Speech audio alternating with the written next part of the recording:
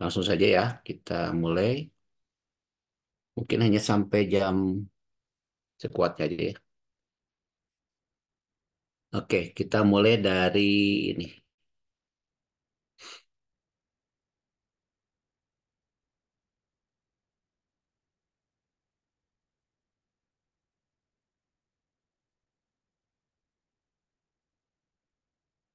Sudah terlihat? Sudah, Pak. Sudah.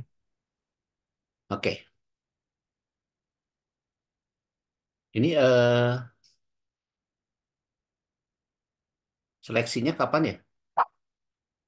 Em, saya nggak tahu tanggal pastinya, Pak, tapi Hmm. antara 23 sampai 26 April. Sampai 28? 26 April, Pak. Ah, Satu bulan. April, Januari, Februari, Maret, April ya. Oke, ini sih. Ya. Baik. Nah, topik bahasan pada analisis secara volumetri ini sesuai dengan apa jenis reaksi gitu ya.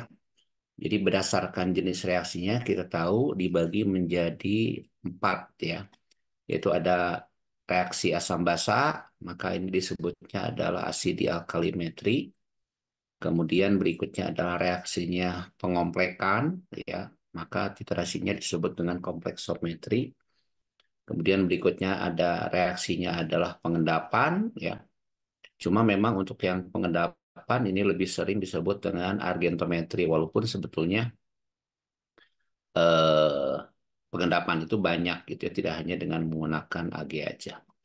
Kemudian yang lain itu adalah oksidimetri. Biasanya pada oksidimetri ini dikenal contohnya adalah permanganometri, kromatometri gitu ya, atau yodometri atau yodimetri. Oke. Kita lihat secara umum karena mungkin topik volumetri ini jauh lebih luas dibanding topik pada gravimetri seperti yang kemarin kita bahas ya. Ini mungkin kalau satu pertemuan tidak akan selesai, kita lihat secara umum dulu ya. Ini sudah berpindah slide nggak? Nah, saya pakainya link. Metode tinimetri udah muncul? Belum, Bapak, masih di awal Oke, yang analisis. berarti ini nggak bisa pakai link ya. Berarti harus manual. Oke, manual aja. Oke, saya share yang lain. Manual.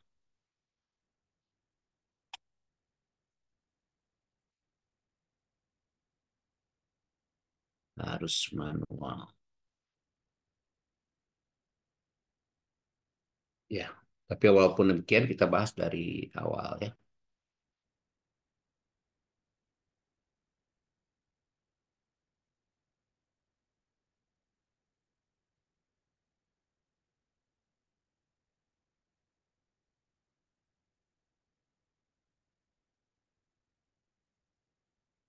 Ya, seperti kita ketahui bahwa metode volumetri atau disebut juga dengan titrimetri ya. Nah, ini dasarnya ya adalah pengukuran volume ya, di mana metode titrimetri ini merupakan metode analisis secara kuantitatif ya. Nah, karena ini didasarkan kepada pengukuran volume gitu ya, eh, maka seperti yang sudah ada kenal bahwa dalam reaksinya ini kan ada berbagai macam reaksi tadi dibagi menjadi empat. Tetapi pada prakteknya juga dibagi menjadi berdasarkan eh, pengukuran lain. Contohnya misalkan ada gasometri ya ini hanya untuk istilah saja. Oke. Pengukuran volumenya adalah volume gas. Cuma memang di lab kita belum pernah menggunakan gasometri karena ini kendala dari alat ukur gasnya ya. Karena harus disesuaikan suhu dan tekanannya. Yang paling sering itu adalah yang cair ya, titrasi atau titrasi. Oke. Nah, secara umum bahwa di dalam titrasi itu reaksinya adalah antara analit dengan pendeteksi yang disebut dengan titran ya. Nah, secara umum juga reaksinya akan seperti ini ya. Reaksi dasarnya jadi selalu ada analit, kemudian pendeteksi yaitu titran, maka di sini hasil reaksi. tadi bahwa analit dengan titran akan bisa mengalami 4 jenis reaksi gitu ya sesuai dengan pembagian reaksi tadi. Nah, oke. Saya kira untuk istilahnya kita lewat saja ya. Oke. Nah, pada keseluruhan teknik titrasi ya, bahwa biasanya kan titran itu posisinya ada di dalam buret ya, ditambahkan sedikit demi sedikit ke dalam wadah yang biasa kita pakai kalau misalkan secara konvensional kita pakainya labu Erlenmeyer ya. Oke, hingga tercapai titik ekivalen. Nah, pertanyaannya adalah apa itu titik ekivalen? Apa sama nggak dengan titik akhir titrasi? Ini beda ya. Kalau titik ekivalen itu adalah titik teoritis ya, titik teoritis. Jadi tidak akan ketahuan. Nah, cuma memang titik ekivalen ini didekati dengan menggunakan suatu zat yang namanya indikator. Ya, diharapkan pada titik ekivalen ini ya terjadi ya kesetaraan mol antara zat yang dititrasi dengan pentitrasi yang ditunjukkan oleh perubahan dari warna indikator. Cuma tidak ada satu indikator yang paling tepat digunakan untuk menentukan titik ekivalen. Hanya titik ekivalen ini bisa didekati dengan penggunaan indikator yang tepat gitu. Jadi didekati ya. Jadi bukan tepat. Sehingga dianggap jika titik ekivalen dengan titik akhir titrasi itu adalah sama, maka pada saat terjadi perubahan warna, ya, itu yang disebut dengan titik akhir titrasi, itu dianggap sama dengan titik ekivalen. Padahal tadi titik ekivalen adalah titik teoritis di mana terjadi kesetaraan mol ya, atau mol ekivalen antara zat yang dititrasi dengan pentitrasi. Oke. Nah, tentunya karena di sini ada kesetaraan mol, ya, maksudnya adalah secara stoichiometrik, maka dengan diketahuinya zat standar, kita bisa menentukan ya, zat yang akan kita cari atau sampel. Ya, maka artinya bahwa di dalam metode titrimetri ini diperlukan zat standar. Ya, oke. Nah, ini idealnya ya. Jadi titik ekivalen dan titik akhir titrasi itu adalah berdempetan gitu, atau sama. Ya. Nah, tentunya karena tadi ada masalah bahwa tidak ada satu indikator yang dapat menunjukkan tepat titik ekivalen, maka sebetulnya ketidaktepatan ya titik akhir titrasi dengan titik ekivalen itu merupakan suatu error yang biasa selalu kita temukan di dalam setiap analisis menggunakan titrimetri. Maka di sini ada kesalahan titrasi. Yang salah satunya tadi adalah adanya ketidaksesuaian antara titik ekivalen dengan titik akhir titrasi. Ya, makanya di sini kalau misalkan di dalam prakteknya, pemilihan yang tepat indikator yang digunakan itu menentukan error dari titrasi itu besar atau kecil. Ya, cuma memang di dalam prakteknya eh, seringkali karena keterbatasan mata kita dalam hal membedakan warna satu dengan yang warna lain, makanya kita lebih banyak menggunakan indikatornya adalah penoptalin, di mana penoptalin lebih mudah diamati karena misalkan kalau asalnya dalam labu emalir itu adalah larutannya asam, maka penoptalin dalam asam itu tidak berwarna. Nah, maka setelah ditambahkan basa, gitu ya, maka pada saat titik ekivalen itu harusnya berubah warna. Cuma karena keterbatasan penoptalin sebagai indikator, dia baru berubah pada pH 8,3. Ya, maka sebetulnya yang tepat literasi menggunakan penoptalin adalah literasinya bukan asam kuat basa kuat, ya, tetapi literasinya adalah literasi asam lemah basa kuat karena pH-nya di atas 7 gitu. Nah, tapi biasanya di lab kita menggunakan apapun reaksinya gitu ya untuk asam basa banyaknya dipakainya fenolftalin. Nah, tentunya makin terjadi perbedaan antara titik ekvivalen dengan titik akhir titrasi, kesalahan titrasinya makin besar ya. Oke. Nah, eh, Apakah seluruh reaksi yang 4 kelompok tadi itu bisa kita gunakan untuk penentuan konsentrasi analit atau sampel dengan menggunakan standar? Tidak semua, gitu ya. Nah, di sini ada persyaratan yang harus dipenuhi kalau misalkan suatu reaksi mau kita gunakan untuk metode atau teknik titrimetri atau volumetri. Yang pertama, persyaratannya adalah reaksi yang berlangsung itu tidak boleh ada reaksi samping. Ya, jadi reaksinya itu harus menghasilkan satu produk. Ya, jadi reaksinya harus menghasilkan satu produk. Kalau misalkan kita buat secara kontras, reaksi yang biasanya tidak menghasilkan satu produk atau menghasilkan produknya banyak adalah reaksi-reaksi organik, ya. Makanya pada titrimetri ini kan banyak digunakan untuk analisisnya adalah senyawa anorganik, gitu ya. Kemudian yang kedua adalah reaksi pembentukan produknya dapat berlangsung sempurna. Ya, karena ada juga kan reaksi yang tidak berlangsung sempurna yaitu pada reaksi-reaksi keseimbangan. Jadi di sini reaksinya harus satu arah seolah-olah seperti itu. Kemudian yang ketiga harus ada zat atau alat atau indikator yang dapat digunakan untuk menentukan titik akhir titrasi. Kenapa? Karena kan kita tidak mungkin menentukan titik ekivalen. Kita hanya dekati dengan titik akhir titrasi, yaitu titik keadaan yang dimana kita menghentikan penambahan titrat, gitu ya.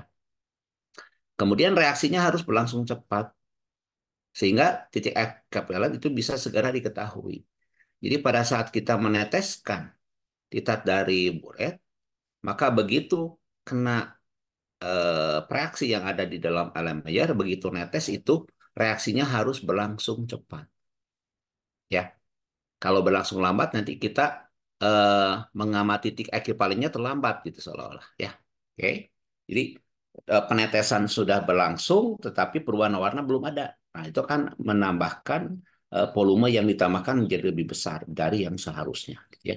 Jadi ini 4 persyaratan. Nah, dari keempat golongan reaksi tadi yang dibagi menjadi asidi alkalimetri, pengomplekan, kemudian pengendapan dan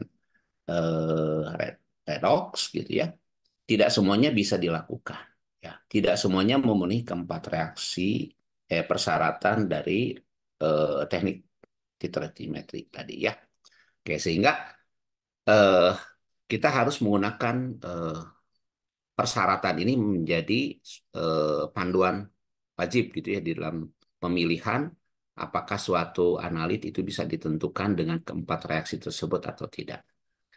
Kemudian, nah ini contohnya beberapa yang memenuhi kriteria kan biasanya adalah reaksi titrasi asam kuat oleh basa kuat atau sebaliknya ya. Contohnya misalkan kenapa ini yang paling sering digunakan di dalam pembelajaran? Karena reaksi HCl dengan NaO itu reaksinya tunggal. Kita tahu persis bahwa pada saat HCl ditambah NaOH hasilnya adalah NaCl plus H2O. Yang secara ionik gitu ya.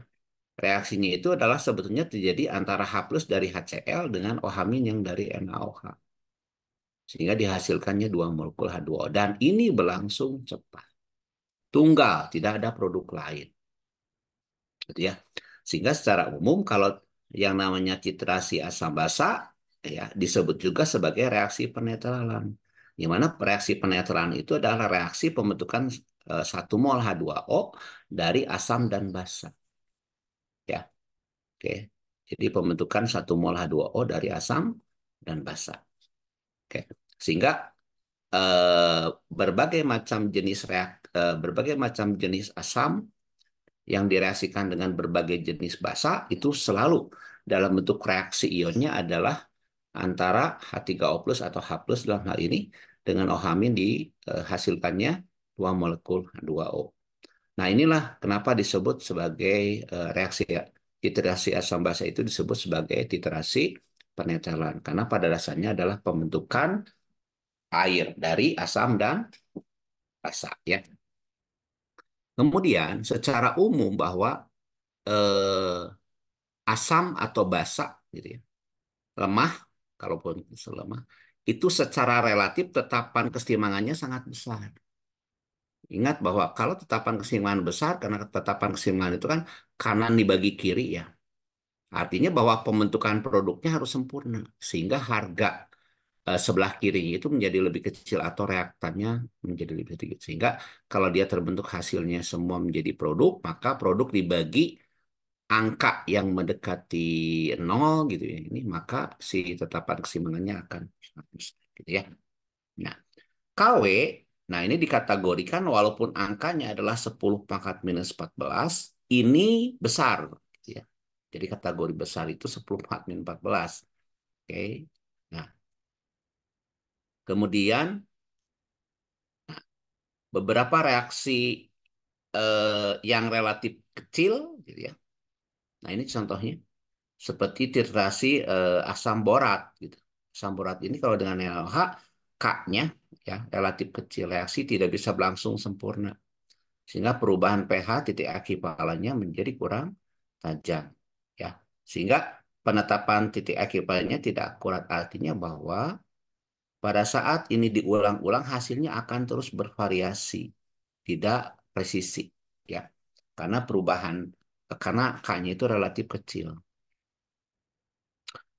Nah, kemudian yang lain yang kalau tadi berlangsung secara cepat, kemudian ini contoh reaksi yang tidak sempurna. Misalkan metode oksidimetri yang terjadi dari reaksi antara analit yang mengandung timah 2 dengan larutan standar kalium permanganat. Itu kalaupun dipaksakan, itu tidak akan diperoleh hasil yang tepat. Karena memang secara reaksi ya antara ion timah 2 ya dengan KMnO4 itu eh, sebelum dia bereaksi dengan KMnO4, si ion timah ini akan mudah teroksidasi oleh udara. Ya, sehingga jumlah volume yang diukur berapa yang digunakan KMnO4 untuk bereaksi sempurna dengan ion timah 2 yang ada di dalam larutan, sebagian ion timah 2-nya sudah teroksidasi oleh udara sehingga jumlah KMnO4 atau volume KMnO4-nya menjadi lebih kecil dari yang seharusnya ya. Itu menunjukkan reaksi yang tidak sempurna. Oke. Kemudian di dalam titrasi kita juga mengenal ya ada larutan baku ya atau larutan standar, biasanya cuma dua kalau dalam titrasi itu ada larutan standar primer dan larutan standar sekunder. Ya, oke, saya kira untuk istilah larutan standar sudah paham ya. Nah, kemudian apa saja yang bisa digunakan untuk pembuatan larutan standar? Ini kriterianya. Yang pertama itu mudah didapat dalam keadaan murni.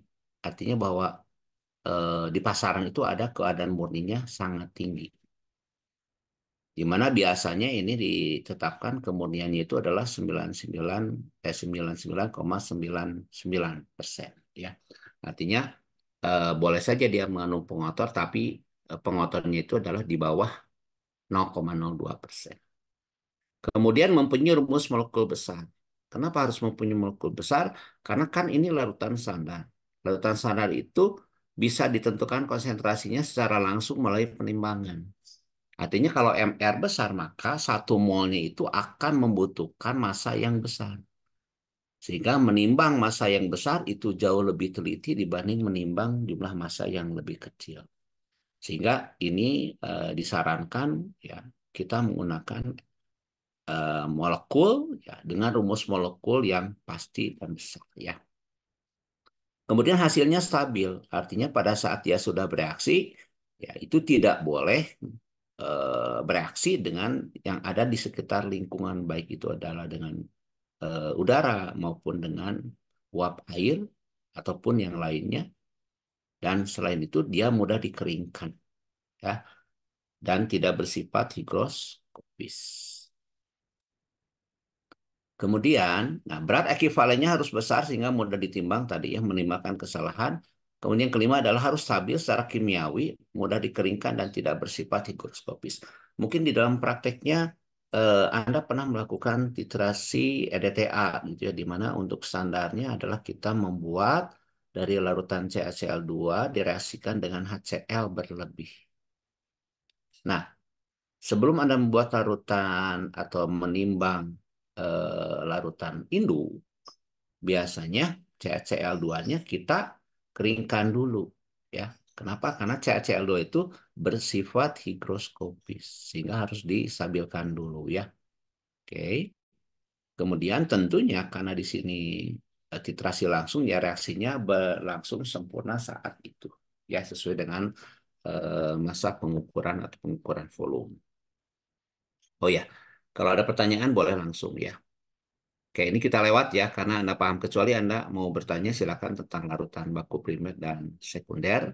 Dan ini contohnya beberapa bahan yang bisa digunakan sebagai larutan baku primer. Ya, ya di sini ada asam oksalat, ada natrium oksalat, kemudian kalium bromat, kalium yodat, ya NaCl, borak, dan natrium karbonat. Ya, ini baru beberapa yang bisa digunakan sebagai baku primer. Ya. Di mana secara definisi tadi, zat baku primer itu adalah zat baku yang langsung dapat digunakan dalam titrasi sehingga menentukan jumlah zat yang dianalisis. Kenapa bisa? Karena zat baku primer ini kan begitu ditimbang kita punya 4 digit, kemudian kita bisa hitung berapa mol atau molaritas dari larutan yang akan dihasilkan. Maka berdasarkan konsentrasi larutan zat baku primer yang diketahui, kita bisa menentukan berapa konsentrasi dari larutan sampel dengan yang mengandung analit yang sama dengan sampel nanti ya. Oke, sedangkan zat baku sekunder itu adalah zat baku yang konsentrasinya harus dibakukan dengan zat baku primer.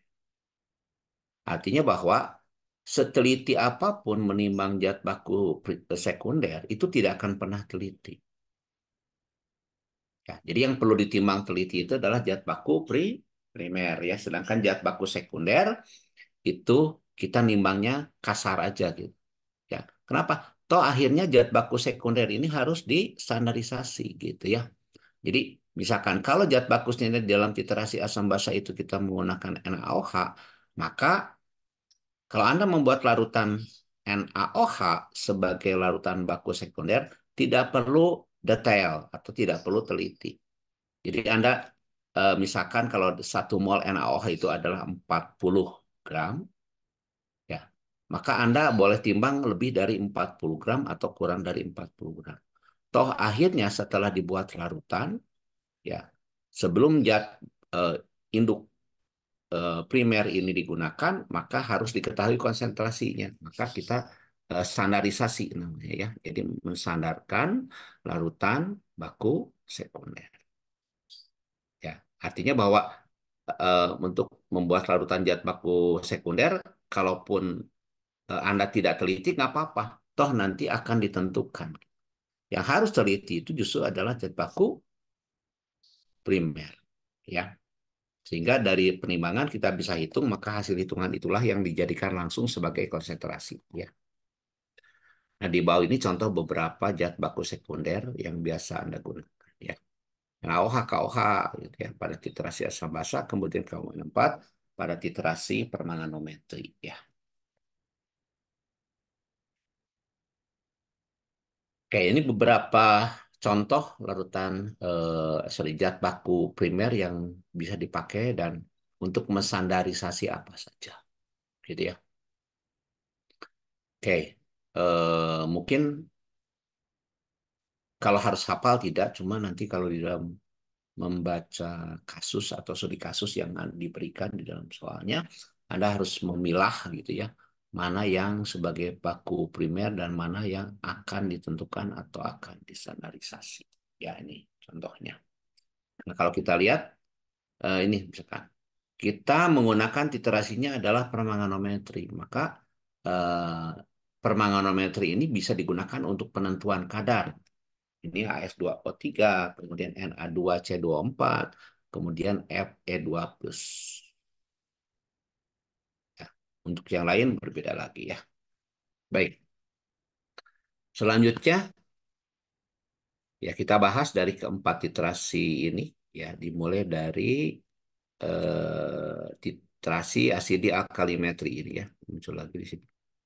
Ini, asidi alkalimetri. Maka berdasarkan namanya sebetulnya apa sih asidi alkalimetri itu?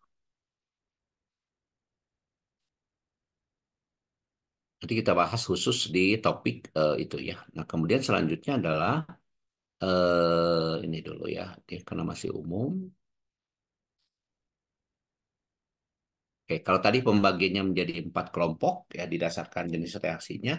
Nah, selanjutnya karena eh, biasanya di laboratorium kita menggunakan metode konvensional ya untuk titrasimetri, di mana pada konvensional ini yang menjadi ciri khas adalah dalam pengamatannya kita menggunakan indera, ya, indera mata, gitu. Jadi melihat perubahan. Ya. Nah, kalau saya tanya misalkan, kalau yang sebelah kanan, kalau yang sebelah kiri kan ini titrasinya konvensional ya. Jelas, yang Anda lakukan sehari-hari adalah menggunakan langsung seperti ini. Tapi apakah yang di kanan itu bisa kita kategorikan sebagai titrasi modern? Boleh nggak? Oh, di sini kan bedanya apa? Bedanya adalah dalam titrasinya tidak menggunakan wadahnya adalah Erlenmeyer, tapi menggunakan gelas kimia. Kemudian ini juga kita tidak goyang secara manual, tapi kita goyang secara otomatis ya. Nah, yang gambar kedua ini apakah boleh kita katakan sebagai eh, titrimetri secara modern? Boleh? Boleh-boleh saja, Pak. Hah? Nah, dasarnya apa Eh, sih? Apa yang membedakan bahwa titrasi itu konvensional dan modern? Bukan didasarkan kepada digunakannya alat-alat robot gitu ya. Di sini kan hanya kalau yang beda antara kiri dan kanan, kalau di sini untuk menggoyangnya pakai tangan, kalau yang ini sorry untuk mengaduknya adalah pakai tangan manual ya. Kalau yang sebelah kanan untuk mengaduknya kita pakai magnet dan magnetic stirrer. Tetapi kalau kita lihat di sini kan perubahannya masih menggunakan indikator. Eh, di mana titik akhir titrasi itu yang penentunya siapa? Mata kita. Nah, sementara kalau kita mengamati perubahan warna itu adalah relatif antara misalkan kalau ada dua orang A atau B gitu ya, maka mengamati perubahan yang terjadi pada titrasi itu relatif ya, artinya bahwa dia bisa berbeda. Nah, dan itu pun sangat tergantung kepada emosional. Jadi apakah dalam keadaan sedih, gembira, kita melakukan titrasi itu terpengaruh dengan pengamatan warna. Misalkan kalau pada titrasi asam basa ini ya menggunakan indikatornya fenolftalin, ya maka perubahan merahnya itu kan bukan merah seperti ini. Ya, kalau di sini kita bilangnya merah seulas. Nah, bagaimana mata kita bisa mengamati bahwa itu sebetulnya adalah sudah berwarna merah, gitu ya. Padahal merahnya bukan merah seperti ini. Nah, itu kan sangat tergantung kepada sensitivitas mata kita masing-masing. Artinya tidak ajak gitu. Ya, yang dikatakan merah itu semerah apa? Ya, Anda seringkali kan mendengarnya merahnya adalah seulas. Atau ada yang mengatakan secara umum, yang penting merahnya tidak pekat. Gitu. Ya, padahal sebetulnya warna itu kan sebanding dengan pH. Mana titik ekivalen itu kan terjadi pada pH tertentu, yaitu pada saat sejumlah analit itu bereaksi dengan reaksi. Ya, oke. Jadi misalkan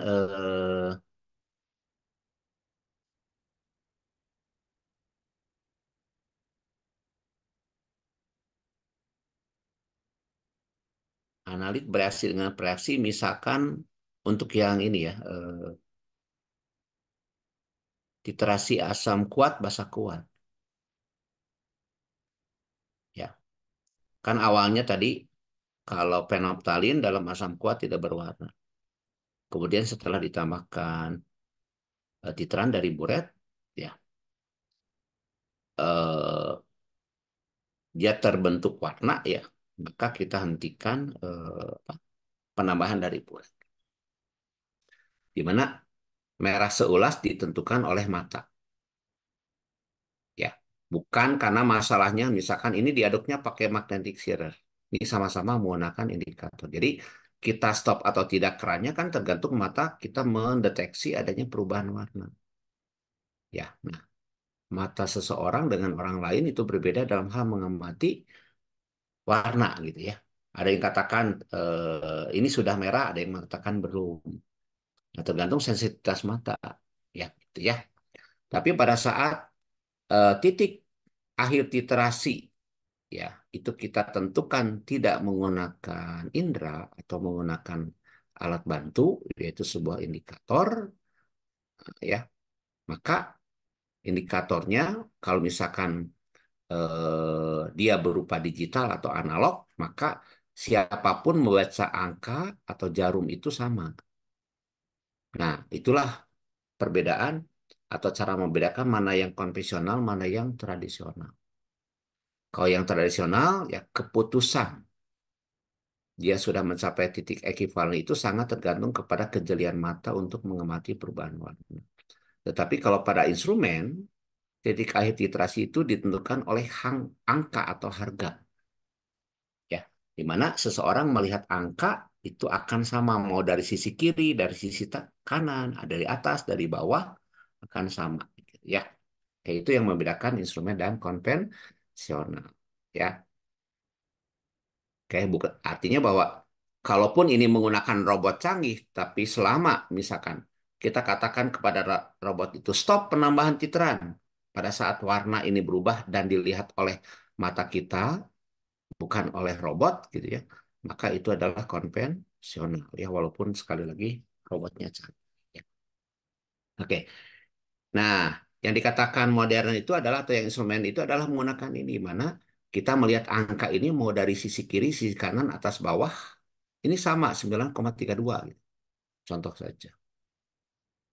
Artinya ada yang bisa menggantikan mata sebagai indikator. Ya, itu dengan melihat angka. Cuma memang di dalam prosesnya prakteknya berbeda. Kalau kita menggunakan konvensional begitu apa indikator berubah warna kita stop. Tapi akan instrumen kita lebih di volume saat titik ekivalen. Misalkan contoh pada saat iterasi 10 1 M oleh 10 mili NaOH 0,1. Maka secara teoritis kita harapkan bahwa titik akhir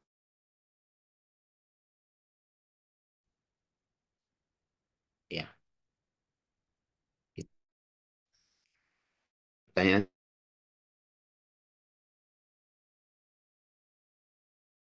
perubahan indikator sudah terjadi. Kalau dengan instrumen kita tambahkan justru berlebih sampai melewati hampir 2 kali lipat. Jadi kalau misalkan untuk mencapai titik ekivalen tadi itu dibutuhkan 10 mili, maka penentuan titik ekivalennya itu kita tidak bisa tentukan dari perubahan warna.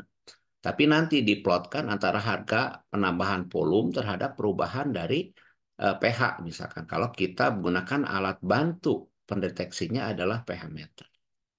Ya.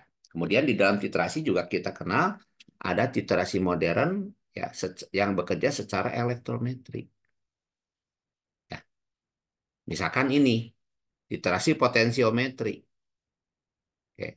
Kita tidak mengamati dari perubahan warna, tetapi nanti kita catat berdasarkan perubahan dari berapa volume titrat yang masuk dan berapa pH yang terjadi.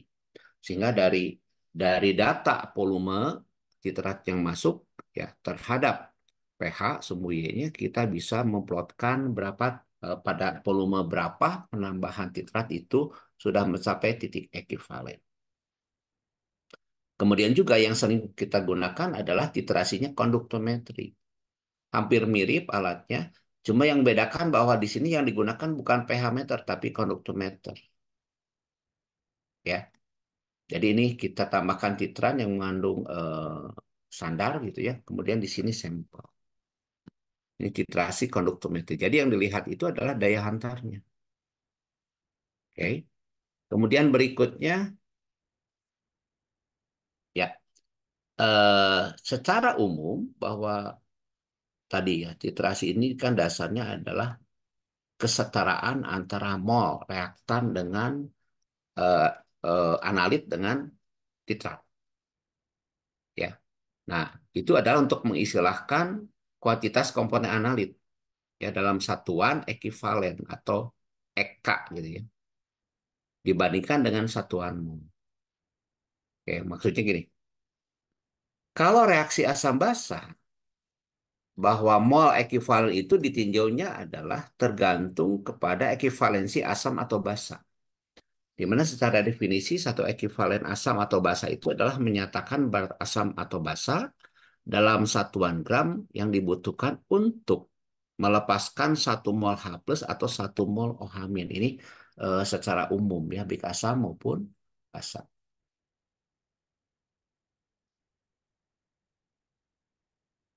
Ya. Nah, artinya bahwa kalau misalkan kita punya asam atau basa bervalensi atau melepaskan H plus atau OH minnya lebih dari 1, ya, maka tentunya massa ekuivalennya akan menjadi lebih kecil. Karena beratnya dibagi dengan ini. Misalkan ya, kalau misalkan untuk eh, asam yang digunakan itu asam oksalat, dia kan bervalensi 2. Kalau asam oksalat itu Mn-nya adalah 126 dalam bentuk kristalnya, maka 1 molnya itu identik dengan 2 mol ekuivalen. Karena di dalam asam oksalat H2C24 atau H plusnya 2 gitu ya. Jadi akan tertimbangnya lebih banyak. Nah, kalau tadi ekivalensi pada asam basa itu ditinjau dari berapa banyak H plus atau OH min yang diperlukan untuk menetralkan ya asam atau basa dari sampel. Nah, kalau untuk titrasi redox, titik ekivalen, eh, satu ekivalennya ya itu tidak sebanding dengan jumlah H plus atau OH min. Tapi di sini satu ekivalen oksidator atau reduktor dinyatakan itu berat oksidator atau berat reduktor dalam satuan gram ya, untuk menangkap atau melepaskan mol ekivalen dalam peristiwa reaksi redoks. Jadi ini sangat tergantung kepada reaksi itu mampu ya, transfer elektron kalau secara umum itu berapa elektron. Nah itu disebutnya dengan mol elektron. Ya. Jadi eh, kita harus tahu persis pada reaksi redoks ini, ya, dia melibatkan berapa mol elektron. Nah, gampangnya kalau misalkan di dalam titrasi redoks itu, Anda lihat di dalam penyetaraan. Misalkan kalau di dalam penyetaraan yang naik kali 2, gitu ya, masih ingat ya, penyetaraan redoks, yang naik kali 2, yang turun kali 3. Nah, hasil kalinya kan 2 kali 3, 6. Oke, berarti di situ jelas bahwa 1 mol oksidator ya, itu setara dengan 6 mol ekivalen dari oksidator itu sendiri. Ya. Nah, artinya bahwa pada titrasi redoks kita boleh saja di dalam pemecahan kasusnya tidak menuliskan persamaan reaksi. Karena kita misalkan menganggap anggapan bahwa dalam titrasi redoks itu harus terjadi ya penetralan satu ekivalen oksidator oleh satu ekivalen reduktor. Ya. Mana ekivalensinya itu sangat tergantung kepada perubahan Bilog sebetulnya ya. Nah, contohnya seperti ini. Nah, ini untuk yang asam basa sampai sini, ini sangat tergantung kepada jumlah H plus atau OH min. Jadi misalkan kalau H3PO4 itu terurainya menjadi 1 H plus dan H2PO4 min, maka H3PO4 itu mempunyai hubungan mol dengan ekuivalennya sama. Karena dia dilepaskan 1 H plus. Gitu. Ya, jadi sangat tergantung juga pada reaksinya. Contoh yang paling gampang CaOH deh. Kalau CaOH kan terurai sempurna menjadi Ca2 plus dan 2OH min. Jelas di sini ada 2OH min. Maka 2OH min ini menyatakan ya bahwa 1 mol itu tidak sama dengan 1 ekivalen. Karena dia dihasilkan 2 mol elektron, berarti 1 mol asam oksalat itu akan dihasilkan atau dilepaskannya 2 mol ekivalen. Ya. Nah, hati-hati untuk permanganat juga. Kalium permanganat itu beda-beda tuh. Ini sangat tergantung kepada jenis reaksi. Dan kita tahu persis bahwa kalium permanganat ini reaksinya sangat tergantung juga kepada pH. Gitu. Makanya di dalam titrasi permanganometri, sebelum kita menambahkan titrat, ya, maka kita harus pastikan bahwa pH itu harus tercapai. Misalkan kalau yang kita ambil MnO4- ditambah elektron. Ya, di sini Dalam reaksi ini jelas melibatkan 1 mol elektron. Dari mana Pak? Biar gampang. Lihatnya bilog. Kalau kita hitung bilog Mn di Mn4 min ini berapa? Plus 7. Sementara ya dia misalkan berubah nih menjadi MnO4 2 min. Mn di sini dia plus 6. Berarti dalam reaksi ini memang melibatkan 1 elektron. Maka ya di sini bisa kita katakan bahwa 1 mol ion permangana ya setara dengan 1 mol ion mangana. Karena 1 molnya sama dengan 1 mol elektron atau 1 ekivalen. Oke, itu biasanya dalam perhitungan sangat dibutuhkan pemahaman Anda tentang ekivalensi. Ya. Kemudian untuk titrasi atau titrimetri atau polimetri ini beberapa apa ya perhitungan dasar Anda harus ulangi kembali ya. Apa itu molaritas, formalitas, normalitas dan seterusnya sampai kepada bagian per miliar atau ppb ya. Oke. Kemudian ya, saya kira kalau untuk yang ini Anda masih ingat ya, berapa mili NaOH2m yang diperlukan untuk membuat 600 mili larutan NaOH 0,1. Tapi nggak apa-apa deh, supaya nggak ngantuk, silakan coba dulu deh sebentar. Ya, silakan hitung berapa mili NaOH2m yang diperlukan untuk membuat 600 mili larutan 0,1 M. Ini hati-hati ya, bukan M. Nah, ini kita latihan dulu menentukan mol ekivalen untuk reaksi asam basa. Silakan ya, 2 menit mungkin bisa nih.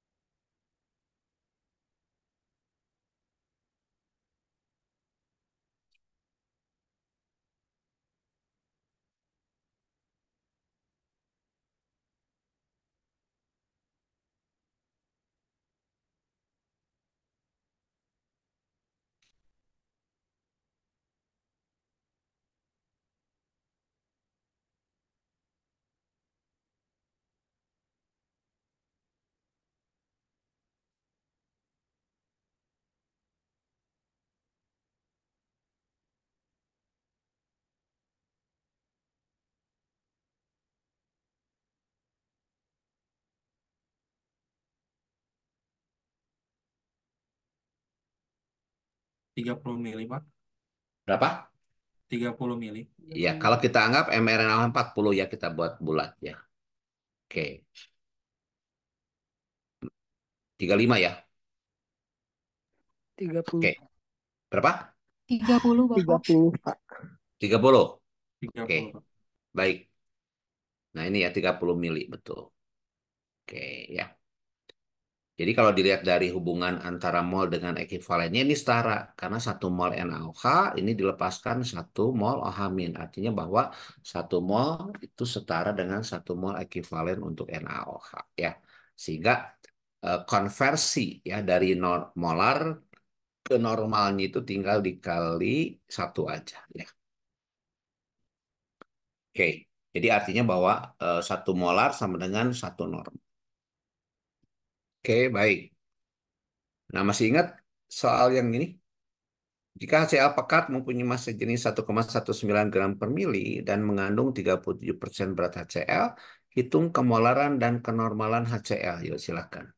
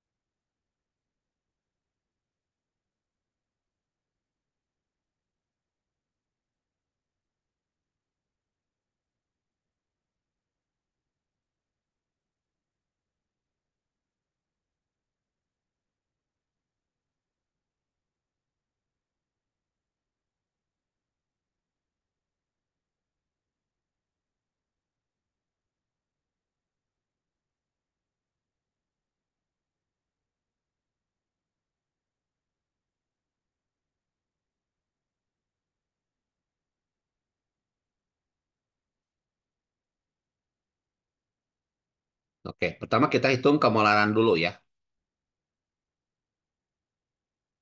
Oke, kalau secara lebih mudah kan ini ada hubungan, ada si rumus ya. Rumus hubungan antara massa jenis, persen, dan molaritas ya. Sudah dapat?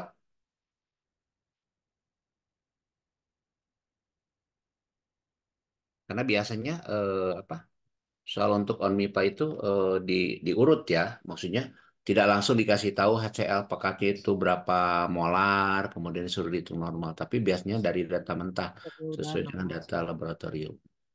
Ya, kita tahu persis bahwa kalau kita membuat larutan HCl, ya dari larutan pekat kita tinggal baca dari data yang ada di label botol. Biasanya ada data massa jenis, kemudian juga ada data tentang kemurnian dari HCl.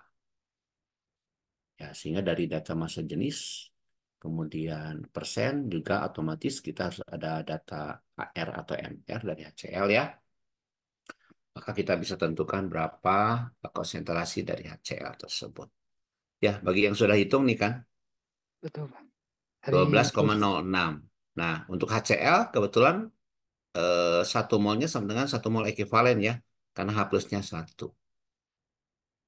Oke, baik. Lanjut ya. Nah, itu untuk yang apa? Secara umum ya, kalau kita berbicara tentang titrimetri. Sampai sini ada pertanyaan?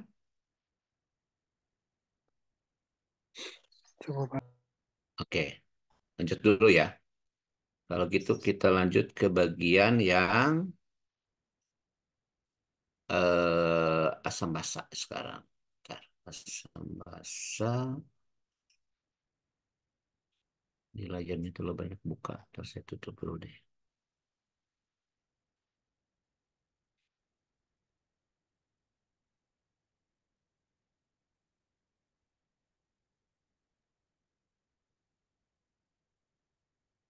Kita masuk ke asidi alkali.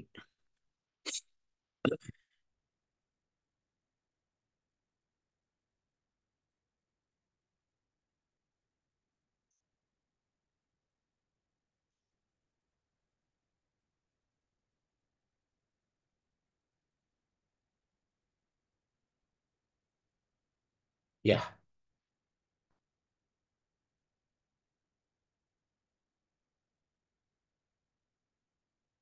baik. Nah, pada titrasi asidi alkali atau disebut juga dengan titrasi asam basa ya. Nah, sebetulnya pada titrasi asidi alkali ini kita bisa bedakan menjadi dua istilah gitu ya. Jadi ada analit asam di titrannya basa atau sebaliknya analitnya basa, titrannya asam. Maka di sini muncul istilah tadi apa? Asidimetri atau alkalimetri gitu ya. Di mana yang lazim gitu. Titran itu yang kita gunakan standarnya adalah zat baku ya, baik itu sekunder maupun primer ya. Di mana kalau di sini zat baku primer, zat sekunder itu ini. Kalau baku asamnya ya, larutan bakunya asam disebut asidimetri. Tapi kalau larutan bakunya, jadi untuk larutan baku itu adalah larutan yang diketahui konsentrasinya ya. Jadi kalau kita menentukan konsentrasi basa, berarti kan larutan bakunya asam. Maka sebutnya dengan asidimetri. Ya, karena yang kita ukur adalah berapa volume asam yang dibutuhkan untuk menetralkan sampel basa. Sebaliknya gitu ya, disebut alkalimetri, ya berarti yang kita tentukan adalah volume basa. Ya, jadi berapa volume larutan baku basa yang dibutuhkan untuk menetralisir asam sebagai sampel. Ya.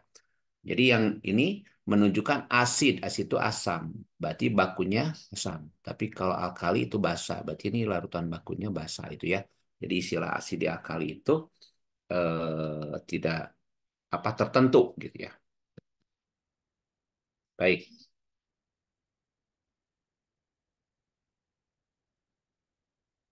Nah, kalau kita lihat dari jenis kekuatan asam basa ya, maka kita kan mengenal ada 4 jenis asam basa ya. Ada asam kuat, ada asam lemah, ada basa kuat, ada basa lemah.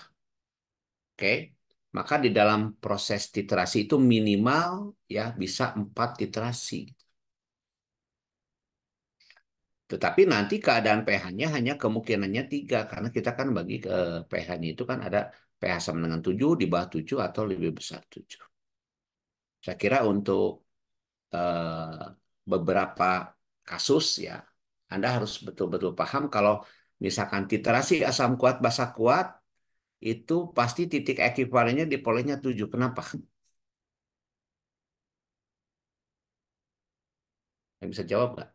Kenapa pada titrasi asam kuat basa kuat atau sebaliknya titrasi basa kuat asam kuat, titik ekivalen itu terjadi pada saat pH 7? Halo? Karena pada Soalnya waktu asin. Ya, boleh. karena semua ion OH- dan ion H plusnya itu semuanya terhidrolisis apa saling Oh, bereaksi menjadi H2O sehingga nah, pH-nya jadi 7. nah, sebetulnya kurang tepat kalau dikatakan terhidrolisis ya. Artinya bahwa semua asam dinetralkan oleh semua basa. Asam kuat. Artinya kan tidak ada kelebihan H plus maupun OH-. Sehingga tidak terjadi hidrolisis gitu kan. Makanya pH-nya 7. Nah, tetapi pada titrasi asam kuat basa lemah atau sebaliknya ya, basa lemah oleh asam kuat pasti titik ekuivalennya akan di bawah 7 ya. Nah, inilah biasa yang digunakan pada prinsip perhitungan hidrolisis di SMA gitu. Jadi kalau ada garam dari asam kuat basa lemah, maka gunakan pH hidrolisis ya dengan yang bersifat asam karena pasti nanti pH-nya atas 7. Jadi dengan kata lain, sebetulnya kalau secara umum boleh dikatakan bahwa kalau titrasinya asam basa, pasti titik ekuivalen itu adalah hidrolisis. Cuma satu yang nggak tepat apa? Kalau si titrasinya asam kuat basa kuat ya atau basa kuat oleh asam kuat sebaliknya, itu tidak terhidrolisis ya. Oke. Jadi kalau ada yang bagian lemah itu pasti hidrolisis ya. Nah, inilah dasar perhitungan di dalam penentuan titik ekuivalen untuk titrasi asam basa. Nah, cuma masalah ada satu lagi. Untuk asam lemah basa lemah, pH-nya kita tidak bisa menentukan dari kekuatan asam lemah atau basa lemahnya. Secara langsung, kita butuh data Ka dan Kb. Sehingga titik ekuivalennya itu sangat tergantung kepada Ka dan Kb. Kita tahu persis bahwa Ka dan Kb ini kan dipengaruhi oleh suhu. Maka bisa saja pada titrasi asam lemah basa lemah, misalkan kalau kita lakukan pada suhu berbeda, maka titik ekuivalennya akan berbeda karena KKB-nya berubah ya tergantung kepada suhu. Sehingga biasanya jarang dilakukan titrasi asam lemah oleh basa lemah. Ya. Dan biasanya juga titik ekuivalen itu terjadi lebih dari satu titik ekuivalen. Jadi pada umumnya di laboratorium kita lebih banyak menggunakan yang 3 ini, ya, titrasi asam kuat basa kuat atau sebaliknya, kemudian titrasi asam kuat basa lemah atau sebaliknya, dan titrasi asam lemah basa kuat dan sebaliknya. Oke, nah kalau kita berbicara asidi alkali sebetulnya ada lagi 2 nih, ya. Jadi ini pun termasuknya adalah asidi alkali. Tadi yang lemah-lemah itu dibuang ya, karena orang tidak akan melakukan titrasi asam lemah oleh basa lemah. Nah, ternyata kalau kita punya sampel garam, tapi garamnya yang mengalami hidrolisis ya, garam dari asam lemah atau garam bersifat asam lemah atau garam bersifat dari basa lemah, bukan bersifat ya. Garam dari asam lemah contohnya kita punya garam NH, sorry sorry, CH3CONA ya, CH3COON. Itu garam, di mana CH3COO-nya adalah asam lemah. Ya. Kemudian kalau garam basa, jadi contohnya adalah NH4. Tadi garam basa, ya kalau garam asam itu yang apa NH4Cl. Ya. Dititrasi ini oleh asam kuat atau basa kuat. Itu pun tergolongnya adalah eh, titrasi asam basa ya. Jadi titrasi asam basa itu tidak hanya melulu yang 4 tadi ya, yang ini, tapi juga kalau garam dititrasi, nah, tapi garamnya harus dari asam lemah atau basa lemah dititrasi, ya, maka juga itu adalah bagian dari titrimetri atau asidi alkalimetri. Kemudian, nah,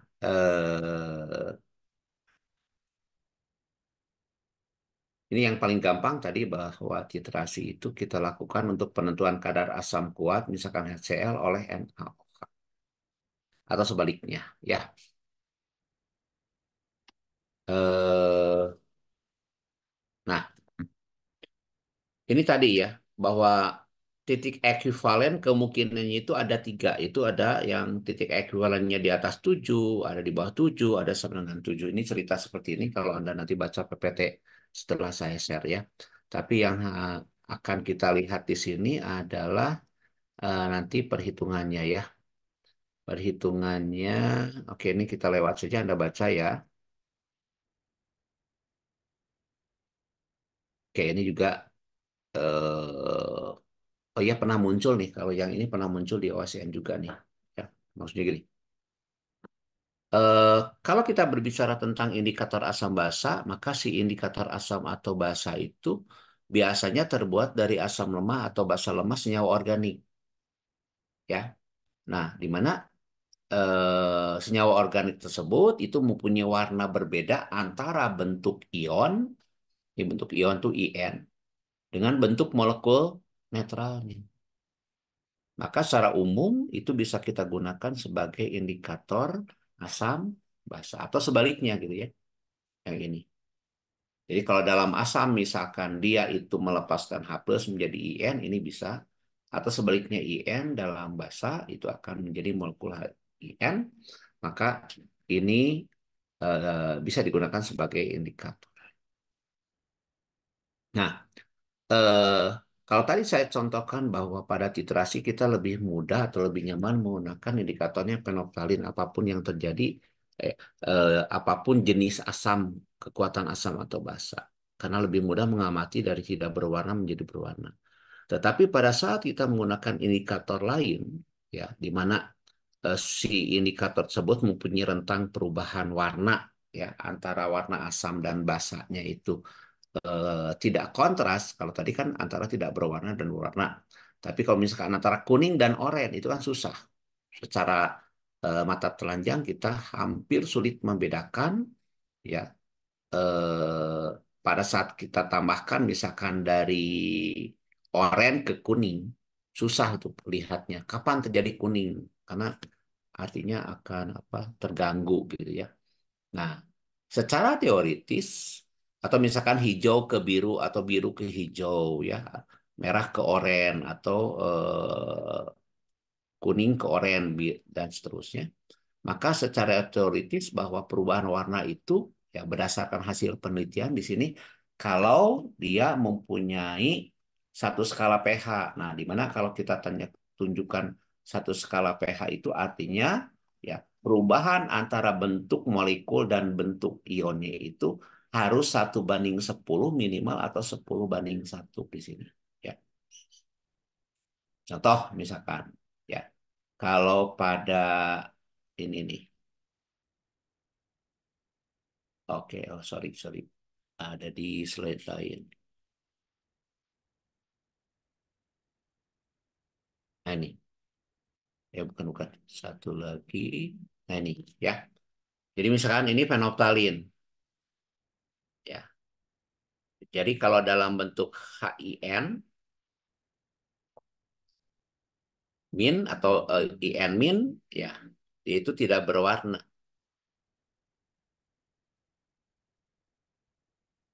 Ya, ini dalam bentuk setelah melepaskan H+ dia menjadi oh sorry berwarna, ya. Berwarna. Tapi kalau dalam keadaan netralnya dia tidak. Jadi dalam bentuk basah baru dia berwarna. Nah, perubahan ini bisa teramati jika selisih harga Perbedaannya adalah 1:10 atau 10:1 seperti ini ya. Oke, jadi secara teoritis ini. Misalkan antara eh, nah misalkan ini kita menggunakan indikator di mana dalam bentuk molekulnya itu merah, tetapi dalam bentuk ionnya adalah kuning. Maka ini artinya bahwa pada pH rendah, ya, HI-nya itu dominan, artinya bahwa perbandingan atau rasionya adalah 10:1, sehingga yang kelihatan itu warnanya adalah dominan merah. Dan sebaliknya pada pH tinggi, yang dominan itu IN-. Berarti perbandingan 1:10 sehingga warna kuning yang kelihatan. Tetapi pada saat jumlah HIN dengan IN- itu adalah 1:1, maka yang kelihatan itu adalah campuran antara warna merah dan kuning, ya. Sehingga yang terlihat adalah warnanya jingga. Nah, itu jadi kenapa kita lihat bahwa indikator itu, ya, yang sebaiknya digunakan adalah yang perubahan warnanya kontras supaya mata kita lebih mudah memastikan kapan sudah terjadi perubahan warna sebagai tanda titik ekivalen. Oke, ini contoh perhitungannya seperti ini ya. Ini bukti. Oke, kalau kuning itu di pH 6, kalau misalkan merah itu di pH 4, maka range-nya itu adalah antara 4 dan 6 atau 4 sampai 6, sehingga ya kita bisa, karena di sini range-nya itu adalah ini, sorry sorry, ini range-nya adalah 2, ya, range-nya 2. Berarti ini kita bisa bedakan antara warna kuning dan merah gitu. Ya, tapi kalau di bawah 10, 10 itu maksudnya 10/4-1 saat dilogaritmakan, ya di bawah 1 berarti kita tidak bisa membedakan perubahan warna. Artinya eh, tidak layak indikator itu digunakan sebagai indikator. Oke, ini silakan Anda baca untuk memperkaya tentang indikator ya. Bagaimana kita menentukan indikator yang tepat yang akan digunakan. Ini beberapa kelainan sebetulnya kita lewat lewat. Nah, Anda kenal seperti ini ya, beberapa indikator asam basa ini. Dan ini berikutnya adalah pelarut yang digunakan pada saat akan dibuatkan beberapa larutan indikator. Oke, saya kira untuk indikator asam basa kita percepat aja ya. Oke, nah ini. Jadi indikator itu bukan hanya dari tidak berwarna menjadi merah seulas, tapi bisa juga perubahannya dari kuning ke biru atau merah ke kuning, ya, atau tidak berwarna ke apa? Ungu, ya. Ini, nah, jadi gini maksudnya. Kalau kita menggunakan indikator, kita tahu perubahannya, berarti indikator ini digunakan kalau titik akibatnya sekitar 8,2. Kalau terbalik berarti sekitar 10. Karena kalau ini kan titrasinya adalah seolah kita punya larutan asam dititrasi oleh basa, maka akan menjadi merah. Sebaliknya, kalau misalkan kita punya asalnya adalah basa dititrasi oleh HCl, boleh, boleh, ya boleh dibolak-balik. Berarti nanti ya mata kita harus bisa melihat perubahan dari berwarna merah seulas ini menjadi tidak berwarna. Ya, oke. Atau sebaliknya nih, ya, hal yang sama bisa digunakan untuk brontimol biru, metil orange, dan timol penophthalin. Oke, kita lewat saja.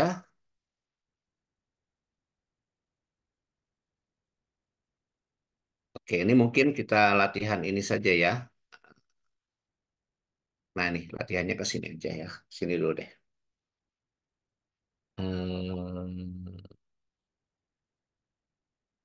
Mana ya? Bentar. Udah lama nih PPT. Kasih.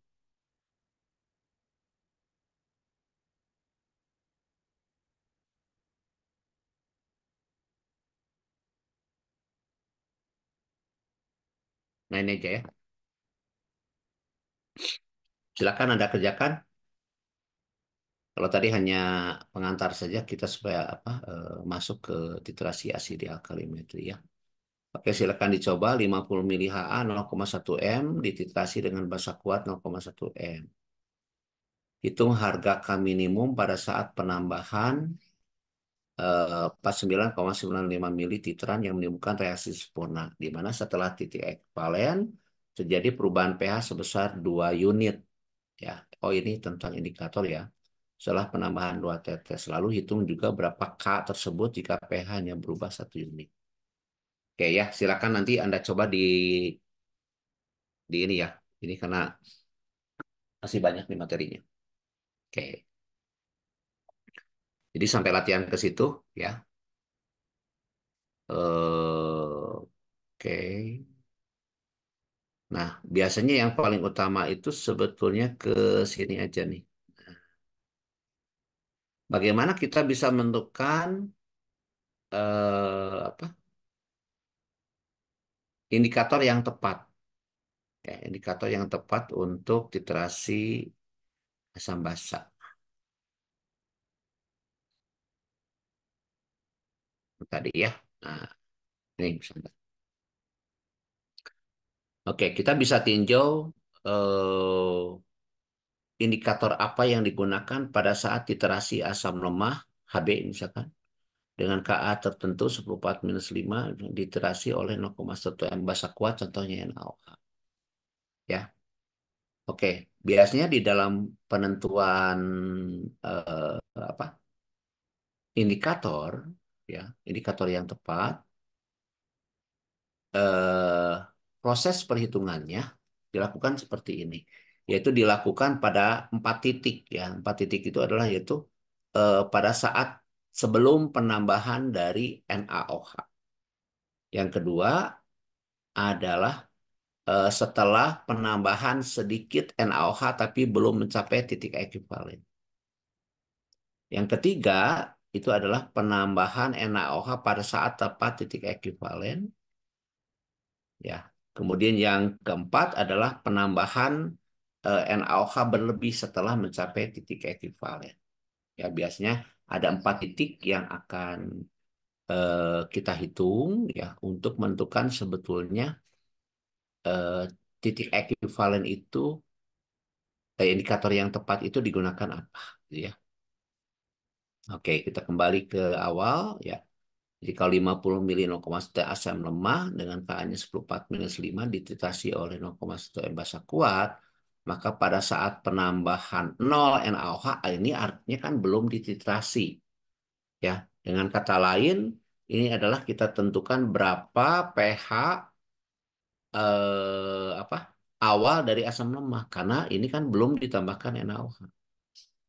Maka di dalam perhitungannya kita menggunakan karena larutannya hanya mengandung asam lemah karena tadi NaOH-nya belum ditambahkan, maka perhitungannya kita bisa menggunakan ya dari asam lemahnya. Dan secara singkat sebetulnya rumusnya Anda sudah hafal bahwa kalau untuk asam lemah rumusnya adalah H plus dengan akar Ka kali M. Ya. Nah, sama kan seperti pertanyaan berapa pH 0,1 M gitu. Ya. Maka pH 0,1 M asam lemah ini kita masukkan ke sini dengan Ka-nya 14-5 tadi, maka kita dapat H plusnya 10⁻³ kalau di minus logaritma akan dapatnya 3.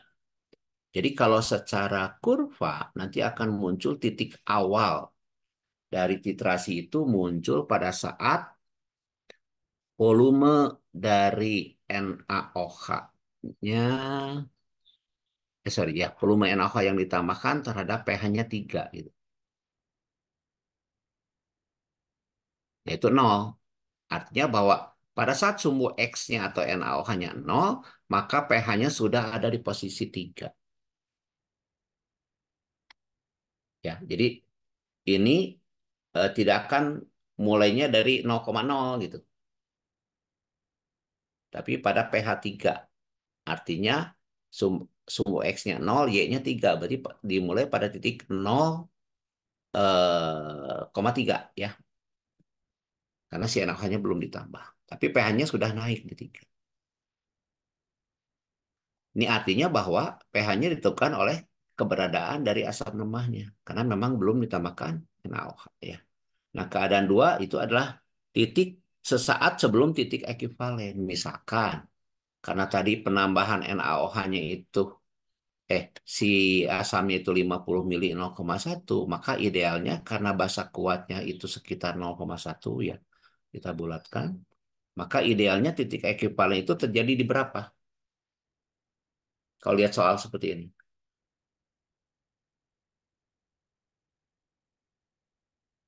Halo.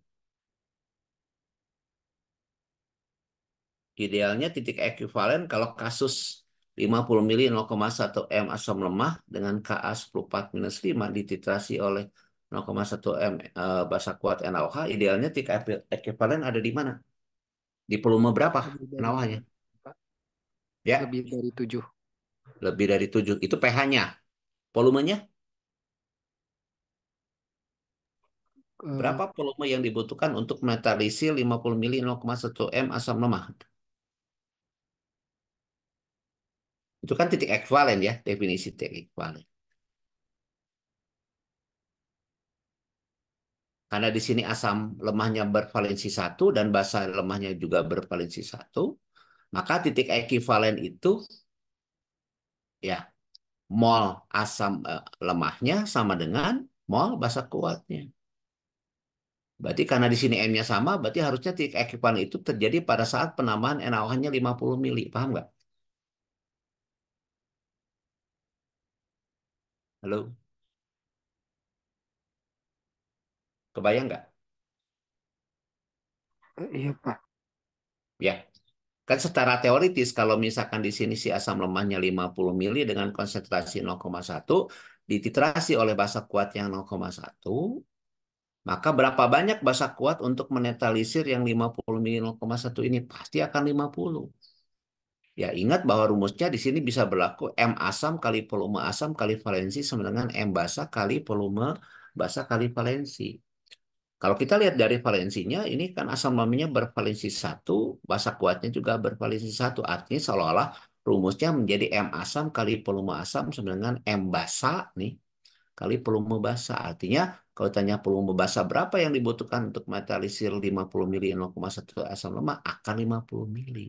Nah, dengan gambaran itu, maka kalau di awal titik itu adalah pada saat belum ditambahkan NaOH atau 0 mili NaOH, ya, maka titik keduanya itu adalah kita tambahkan NaOH sebelum mencapai 50. Artinya boleh saja misalkan pada saat Anda tambahkan si NaOH-nya 5 mili atau 10 mili sampai kurang dari 50. Ya, jadi titik kedua itu adalah titik ya kalau kita mau membentukkan indikator yang dipakai adalah titik di mana sesaat sebelum mencapai titik ekuivalen. Jadi kita bisa jalankan pada penambahan lebih dari 0, artinya 0,01 juga boleh, sampai kurang dari 50 itu belum mencapai titik ekuivalen. Maka secara teoritis biasanya titik keduanya adalah penambahan sebelum 50. Dalam hal ini contohnya misalkan pada saat penambahan 10 mili NaOH ini pun kan belum terjadi titik ekuivalen. Ya, oke. Maka pada keadaan setimbang pastinya si basa lemahnya itu akan bersisa. Ya, karena di sini si NaOH-nya itu habis, maka pada keadaan setimbang itu kita punya komponennya adalah asam lemah dengan basa konjugasi. Maka perhitungannya kita menggunakan buffer.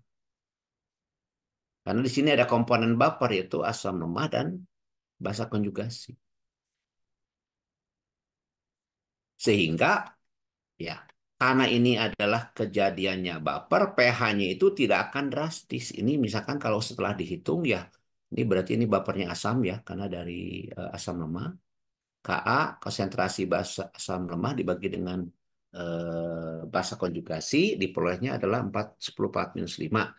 Kemudian diminlokkan menjadi 4,39 atau 4,4 lah. Ya.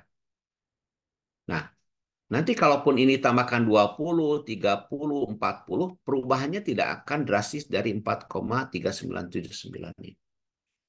Kenapa? Karena sesaat sebelum mencapai titik ekuivalen, pH yang terjadi adalah pH buffer. Ya. Nah, baru setelah menyentuh titik ekuivalen, yaitu pada saat penambahan 50 mili NaOH terhadap 50 mili Hb, maka akan habis-habis di sini. Karena di dalam keadaan simbang itu komponennya hanya ada garam yang mengandung atau berupa basa kuat asam lemah, maka inilah terjadi hidrolisis. Maka kita hitung dengan rumus hidrolisis. Karena sifat garamnya adalah terbuat dari basa kuat, maka yang kita cari OH-. Itu akar KW dibagi Ka dikali apa? Molaritas dari NaB. Nah, di sini hati-hati ya. Di sini satuannya masih milimol. Kalau kita hitung pH, maka milimol ini kita harus ubah ke dalam molaritas.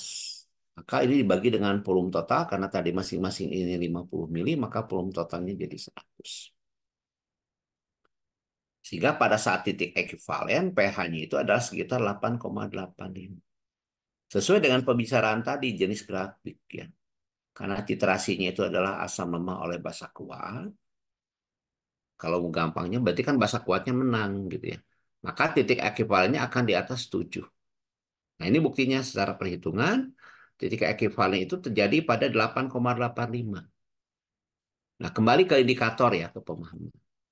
Jadi kalau misalkan kita gunakan indikator fenolftalin, di mana fenolftalin itu punya track pH mulai berubah di 8,3, maka fenolftalin itu adalah indikator paling tepat atau bukan?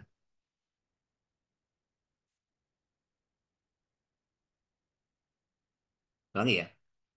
Kalau misalkan fenolftalin itu track pH-nya dari tidak berwarna menjadi berwarna itu di antara 8,3 sampai 10,4, maka penggunaan indikator fenolftalin untuk titrasi yang ini udah tepat belum? Di mana titik ekuivalennya ternyata terjadi pada 8,85. Halo? Berarti ya Pak, phenolphthalein boleh. Sudah paling tepat belum? Belum ya? Karena seharusnya kan pada saat apa? Ini kan teoritisnya 8,85. Kalau kita tambahkan titan kan pH itu naik dari misalkan kita berangkat dari 8. Si indikatornya belum berubah. Tapi begitu mencapai 8,3 baru dia berubah warna. Artinya bahwa dengan indikator ini titik ekuivalen ditentukan sebelum titik ekuivalen sebenarnya. Jadi dengan kata lain, titik akhir titrasinya terlalu cepat. Karena pada pH 8,3 fenolftalin sudah berwarna. Sementara titik ekuivalen teoritisnya terjadi pada 8,85. Sehingga seharusnya volume yang tercatat itu lebih besar menjadi lebih kecil karena indikator sudah berubah warna. Maka saat itulah kita hentikan penambahan. Itu kan ya. Jadi ini bukan yang paling tepat kalau kita gunakan fenolftalin. Maka carilah indikator yang berubahnya itu sekitar 8,8. Jadi selisihnya nggak terlalu besar. Kalau terhadap 8,3 lumayan ya perubahannya. Walaupun itu tidak satu skala pH. Ya. Jadi ulangi ya. Jadi pada saat apa kasusnya seperti ini ya, misalkan ditanyakan nih indikator yang tepat apa gitu ya. Kita bisa tentukan. Nah, itu caranya adalah sampai kepada diperolehnya saat titik ekuivalen ini. Saat titik ekuivalen 8,85, maka carilah indikator yang berubahnya di sekitar 8,85. Mungkin kalau Anda cari tidak akan ada yang paling tepat, tapi ada yang paling dekat gitu ya. Dan paling realistis dipakai karena mengamati perubahan warnanya itu lebih mudah. Ya. Kemudian ya, untuk memperoleh gambaran dari kurva titrasi secara lebih lengkap, tidak cukup kita gambarkan atau hitung pH pada saat titik ekuivalen. juga kita harus tentukan penambahan NaOH berlebih. Artinya penambahan NaOH setelah titik ekuivalen. Terserah mau penambahannya lebih 10, 5 atau lebih 10. Nah, di contoh ini saya tambahkan ya, penambahan 60 artinya ini sudah 10 mili lebih banyak dibanding saat titik ekuivalen. Karena tadi titik ekuivalen ada di 50. Ya, kalau kita lihat dari kurvanya itu kan langsung naik drastis ya dari titik ekuivalen. Nah, kita bisa jelaskan dengan perhitungan. Kalau titik ekuivalen itu tadi tengah, tiba-tiba kalau misalkannya ditambahkan dengan NaO berlebih, si pH-nya langsung melonjak. Apa yang terjadi? Ini yang terjadi.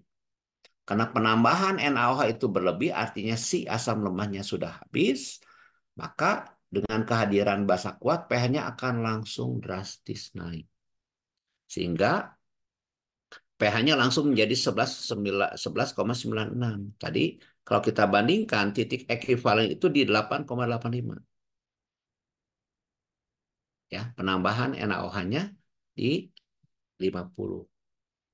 Pada saat ditambahkan NaOH-nya 10 mili, maka titik ekuivalen menjadi sorry, apa? pH menjadi langsung drastis gitu ya. Oke. Nah, kalau mau lebih lengkap ya Anda bisa hitung ya keempat titik ini pada titik yang tidak terlalu jauh ya. Kalau tadi kan titik di sini langsung loncat ya. Ini 0, kemudian langsung loncat 10 NaOH-nya.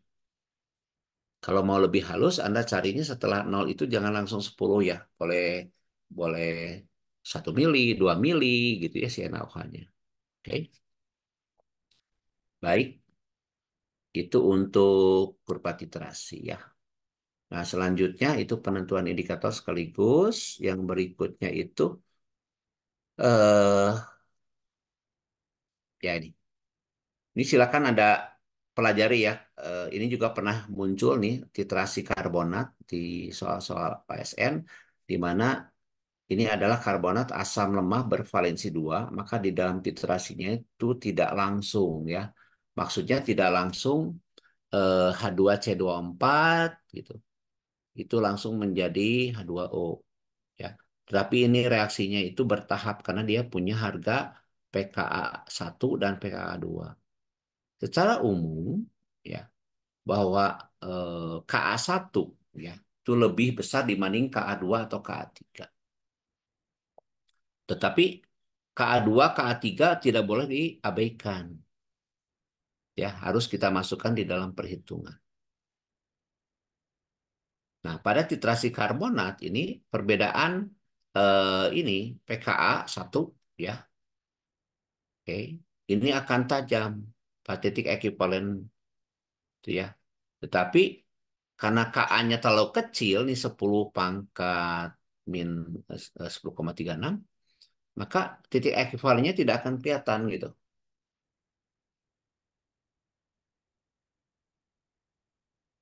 Nah, setelah dihitung ternyata titik ekuivalen untuk penentuan kadar soda ya NaHCO3 itu 8,35.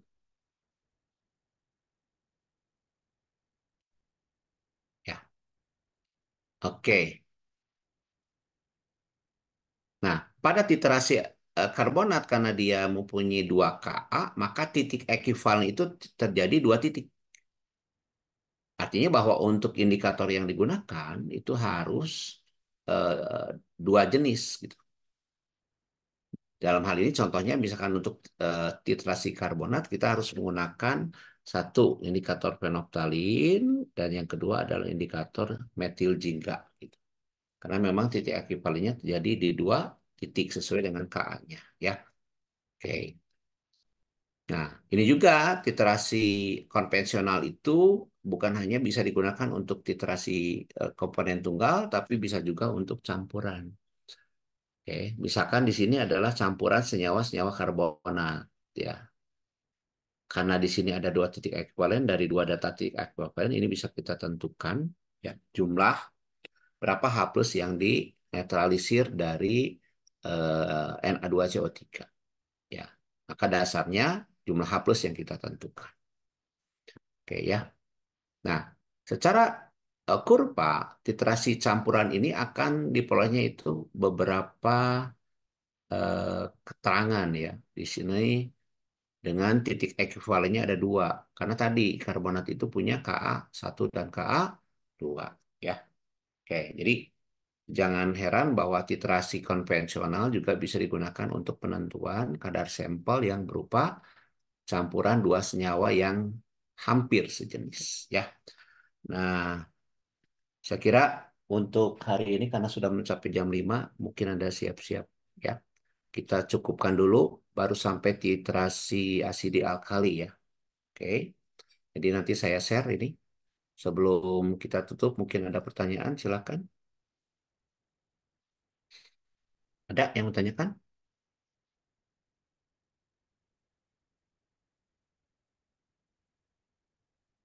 Ada, silakan. Mungkin itu hanya pancingan aja ya, karena hanya sekilas. Ya silakan, kalau ada.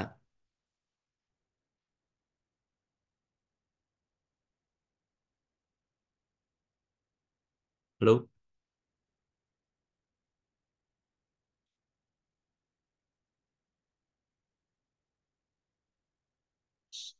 halo.